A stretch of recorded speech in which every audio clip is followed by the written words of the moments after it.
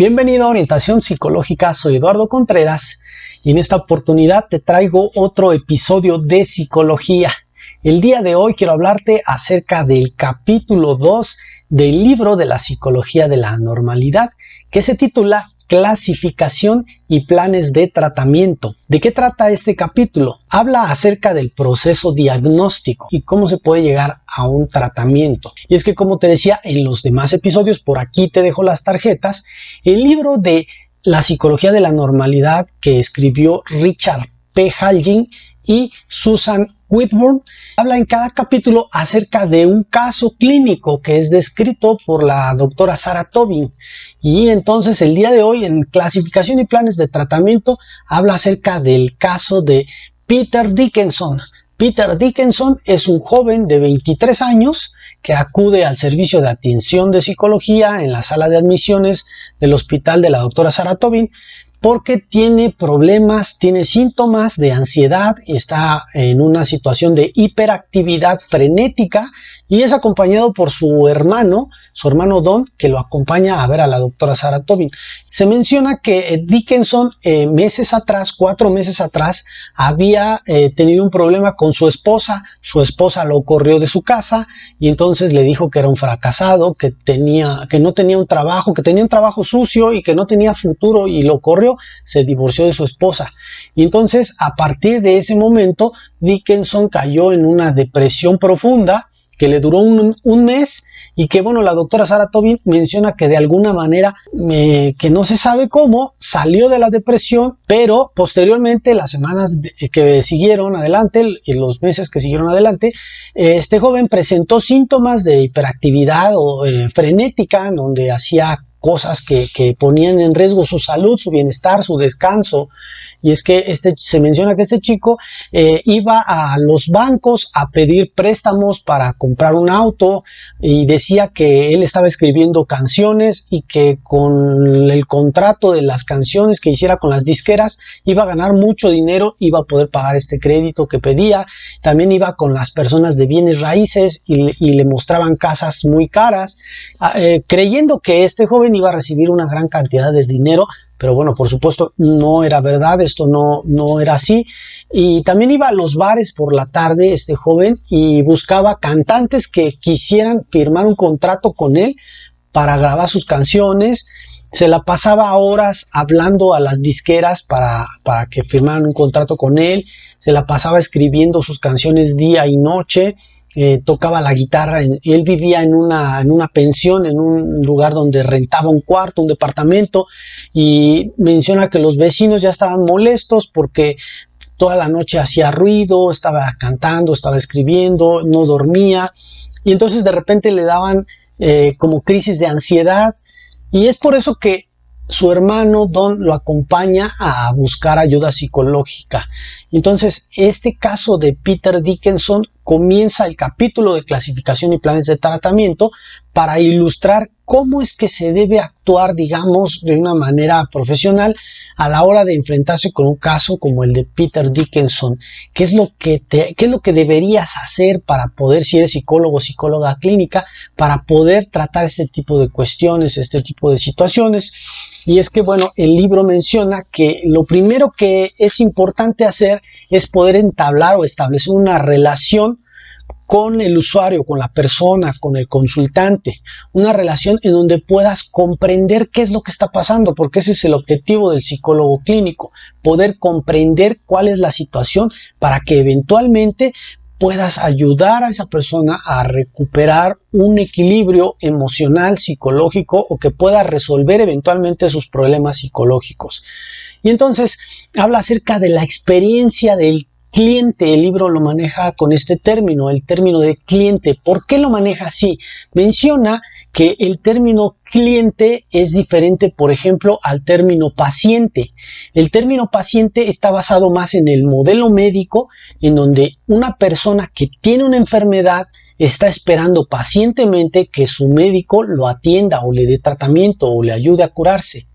Pero aquí en la psicología clínica menciona el libro que no es así, o sea que los usuarios deben tener una participación activa y responsable de su propio proceso de recuperación o de tratamiento, en donde el usuario de manera activa va a colaborar con el psicólogo o la psicóloga para poder encontrar esa solución. En conjunto son un equipo de trabajo entre dos, entre el psicólogo, la psicóloga y la persona, el consultante, el usuario. Por eso le llaman cliente en el libro, y menciona que también hay otros términos en donde se les dice a las personas clientes, se les dice usuarios, se les dice residentes, pero no pacientes. En este caso, también consultante. En la experiencia del cliente o del consultante, ¿cuál es? Muchas veces las personas pueden tener un mecanismo de defensa de no querer ir al psicólogo o a la psicóloga, porque bueno, culturalmente se tiene la idea de que quien va al psicólogo está loco, está loca. Pero esto no es así, por supuesto. Entonces presentan un mecanismo de defensa en donde se resisten a ir a terapia, a tratamiento, y esto digamos que es normal porque muchas veces en los medios de comunicación pues se difunde mal la información acerca de la terapia, o se ha promovido digamos esta idea culturalmente, se ha hecho un mito, un estereotipo. Y entonces esa es un poco la experiencia de los usuarios. Tienen cierta resistencia, incluso cuando están en la terapia o en el tratamiento, presentan este tipo de resistencias al cambio, de resistencias al tratamiento, y les cuesta trabajo colaborar activamente en su propio proceso. Y entonces también habla un poco acerca de la experiencia del psicólogo, la psicóloga. En este caso el psicólogo clínico, en donde el psicólogo clínico es esa persona entrenada para poder observar astutamente al consultante, observarlo y poder facilitar el desarrollo, el crecimiento de la persona, poder ayudar a esa persona a que pueda resolver sus problemas psicológicos. Y más adelante en el capítulo, la siguiente parte del capítulo, habla acerca del diagnóstico, del proceso diagnóstico, y para ello se menciona el manual diagnóstico y estadístico de los trastornos mentales. Fue creado en 1952 por la Asociación de Psiquiatría Americana. Fue creado por esta asociación en 1952. El objetivo, o lo que querían llegar a lograr, era encontrar una forma de clasificar los padecimientos mentales, de clasificar las enfermedades mentales o los trastornos mentales para poder eventualmente llegar a un mejor tratamiento. Sin embargo, este manual tuvo muchas críticas, ha tenido muchas críticas a lo largo de los años, desde esa época, desde 1952. Más o menos cada 10 años o cada varios años, la asociación intentaba hacer una revisión del manual diagnóstico de los trastornos mentales para poder clasificarlos, para poder ver que fueran confiables, que fueran válidos, que estuvieran estandarizados. O sea, que esa clasificación de esos trastornos que ayudaban a hacer un diagnóstico tuvieran consistencia, que los resultados fueran consistentes y que el diagnóstico efectivamente se estuviera haciendo, que fuera válido, que realmente se estuviera llegando a un diagnóstico preciso científicamente y clínicamente. Y entonces cada varios años hacían esta revisión y le llamaban, por ejemplo, el DSM-1, luego fue el DSM-2, el DSM versión revisada, el DSM-3 versión revisada, y el 4 ahorita va la versión 5, y que fue la modificación que se hizo fue en el año 2015. Estaba la versión del DSM-4, versión de texto revisado, pero bueno, eso fue en 2000, en 2015 se hace la modificación a DSM-5. Y entonces, como te decía, este manual ha tenido mucha controversia, ha sido un tema muy controvertido porque ha habido grupos externos que presionaron a la Asociación de Psiquiatría Americana para que pudiera, por ejemplo, eliminar de las enfermedades mentales o de la clasificación de los trastornos a la homosexualidad como una enfermedad mental. Tardaron 10 años para reconocer que era absurdo diagnosticar a una persona solo por su orientación sexual, pero finalmente lo hicieron y en ese sentido se ha modificado. También hubo una presión de grupos externos para que, por ejemplo, el trastorno por estrés postraumático fuera considerado como un padecimiento mental. Y es que después de la Segunda Guerra Mundial hubo muchos soldados que quedaron con esta problemática psicológica del estrés postraumático, y que en ese sentido no se era considerado como un problema, como una enfermedad. Pero bueno, después de estas críticas, de estas presiones, se integró a la clasificación de los trastornos mentales el estrés postraumático. Y también se dice que ha habido críticas en contra del manual porque menciona que se discrimina y que se etiqueta injustamente a las personas. Y es que, por ejemplo, se dice que a las mujeres se les discrimina porque se dice hay una prevalencia mayor de los trastornos del estado de ánimo en la mujer, y entonces la crítica es que se hace un estereotipo, que se está discriminando a las mujeres y que se debe tener mucho cuidado con esto, y que en todos estos años ha habido quien está a favor, quien está en contra. Coméntame tú si estás a favor o en contra del DSM, del Manual Diagnóstico Estadístico de los Trastornos Mentales, o qué piensas al respecto. Yo creo que, por un lado, el objetivo inicial tenía un fin de ayudar, de servir, de que hubiera un lenguaje científico, un lenguaje para los profesionales de la salud mental que les ayudara a encontrar un diagnóstico para que eventualmente se eligiera un tratamiento adecuado para cada persona. Pero realmente es muy complicado, como hemos visto en los otros episodios de la anormalidad, definir qué es anormal, qué es normal. Y uno de los retos que han tenido al crear este manual los expertos es que, bueno, si de por sí es difícil ver qué es normal y anormal, es mucho más difícil, por ejemplo, etiquetar la anormalidad o ponerle nombre a la anormalidad. Eso nos lleva a otro apartado del capítulo, que es la definición de los trastornos, de la palabra o del término trastorno mental. ¿Qué es un trastorno mental? Entonces, este ha sido un poco el intento de los creadores del manual de tratar de etiquetar o de nombrar a la anormalidad con un fin biomédico, con un fin de ayudar a las personas, no con el fin de etiquetarlas, no con el fin de juzgarlas, de discriminarlas. Y entonces, ¿qué es un trastorno mental? Un trastorno mental se menciona en el libro que es un síndrome o una pauta que contiene conductas, que contiene aspectos psicológicos y que está asociado con la discapacidad, está asociado con el riesgo de perder la vida, con el riesgo de perder la libertad o de tener algún accidente o de alguna situación que afecte a la persona o a las otras personas. Está asociado con el deterioro y con la angustia. Ya lo veíamos un poco en los criterios para definir qué es un trastorno mental. Entonces, el trastorno mental es un síndrome que tiene ciertas conductas, ciertas cuestiones emocionales o psicológicas que se asocian a un riesgo, a una discapacidad, a un deterioro. No siempre va asociado con angustia, pero puede ser que también haya angustia. Una de las polémicas también ha sido si los términos enfermedad mental, trastorno mental, padecimiento, son términos biomédicos que ayudan a los tratamientos, o más bien son términos geopolíticos que etiquetan, que juzgan, que discriminan. Es un poco la polémica que ha habido y que está vigente hasta la fecha. Si solamente se utilizan con fines geopolíticos para lucrar, por ejemplo, las farmacéuticas han lucrado con todo esto para vender más medicamentos que a veces las personas ni necesitan, o qué es lo que está pasando, ¿sí? O realmente se está generando evidencia científica para poder clasificar a las enfermedades mentales y para poder comprender mejor este fenómeno que es la mente humana.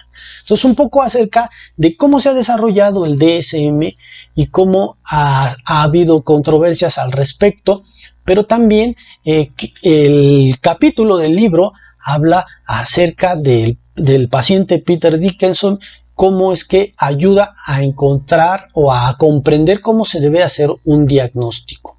Y para esto habla acerca de que el DSM-5 tiene un sistema multiaxial que ayuda a clasificar los trastornos, a clasificar los síntomas de una persona para poder llegar a un diagnóstico, para poder tener un sistema diagnóstico que ayude a encontrar un tratamiento. Entonces, en ese sentido, te voy a hablar acerca de los 5 ejes del sistema multiaxial que ayuda a tener un diagnóstico al psicólogo clínico. Es una herramienta que ayuda a encontrar el diagnóstico. En el eje número 1 se integran o se documentan los trastornos clínicos. Los trastornos clínicos como el trastorno de depresión, esquizofrenia, trastorno psicótico. Es decir, en donde están esa serie de síntomas, ese síndrome, donde hay un conjunto de síntomas que está en un periodo de tiempo determinado, que está generando un deterioro en la persona, que está poniendo en riesgo su vida. Y este tipo de trastornos se colocan en el eje 1. También en el eje 1 se colocan los trastornos adaptativos. ¿Cuáles son los trastornos adaptativos? Son aquellos trastornos en los que las personas presentan una reacción que no es esperada ante una situación. Por ejemplo, una persona que se sube a un elevador y que, bueno, la mayoría de las personas pueden subirse a un elevador, tal vez podemos sentir nervios o hay personas que no sienten nada y que no tienen una reacción exagerada. Pero en un trastorno adaptativo sí. Va a haber una persona que ante una situación, digamos, normal, donde la mayoría no reacciona extremadamente, esta persona puede reaccionar en extremo. Es un trastorno adaptativo y se coloca en el eje 1. En el eje 2 se van a colocar los trastornos relacionados con la personalidad y también con el retardo mental. Ahí se van a colocar este tipo de trastornos. En el eje 3 se van a colocar los trastornos o las situaciones relacionadas con los problemas médicos, las enfermedades médicas. Si hay algún problema de diabetes, si hay algún problema de algún problema físico, ahí se van a poner en el eje 3. ¿Por qué? Porque es importante tener esta información para el psicólogo clínico para que saber que este padecimiento físico puede causar un malestar significativo en la vida de las personas. Por eso es importante cómo va a afectar en la vida de las personas y cómo va a influir psicológicamente un problema físico en una persona. Entonces, en el eje 3, los problemas médicos. En el eje 4 se colocan todos los trastornos o las situaciones relacionadas con estrés ante algún evento o alguna presión. Algún evento que ocurre, ya sea algún evento catastrófico, algún terremoto, alguna erupción de un volcán o algún evento terrorista, la delincuencia, todas estas situaciones que generan estrés en la sociedad o en la vida de la persona, la pérdida de un familiar, la pérdida del empleo, cualquier situación que genere presión, tensión en la persona, que pueda hacer que la persona reaccione de manera exagerada. Ya lo decíamos en el eje 1 un poco en los trastornos adaptativos. Tiene que ver es similar al eje 4. En el eje 5 se colocan en el eje 5 todos los problemas relacionados con el funcionamiento de la persona, del consultante.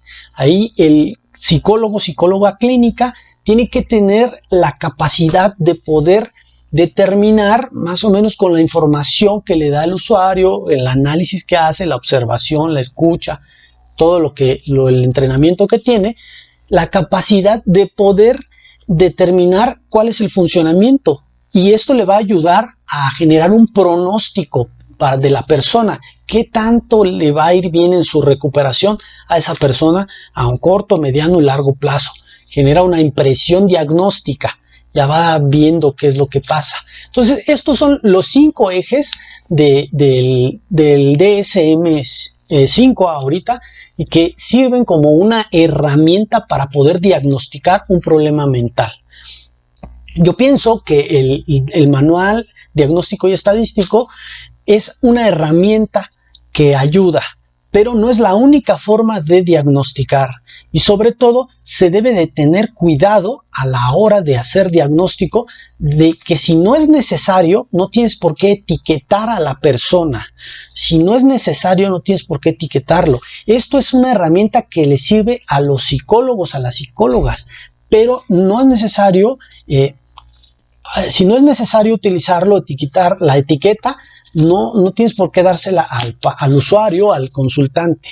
Y en ese sentido, es una herramienta solamente, pero debe tenerse cuidado. Hay otras maneras de diagnosticar, no es la única forma, y solamente esto va a ser un complemento que te ayude a llegar a un diagnóstico, pero se debe tener mucho cuidado, mucho tacto a la hora de hablar de etiquetas con los usuarios, con los consultantes que se acercan a la atención psicológica profesional, porque puede generar un efecto en su vida, en la forma en que interpretan sus síntomas, su problemática, que en lugar de ayudarles, pues les puede perjudicar.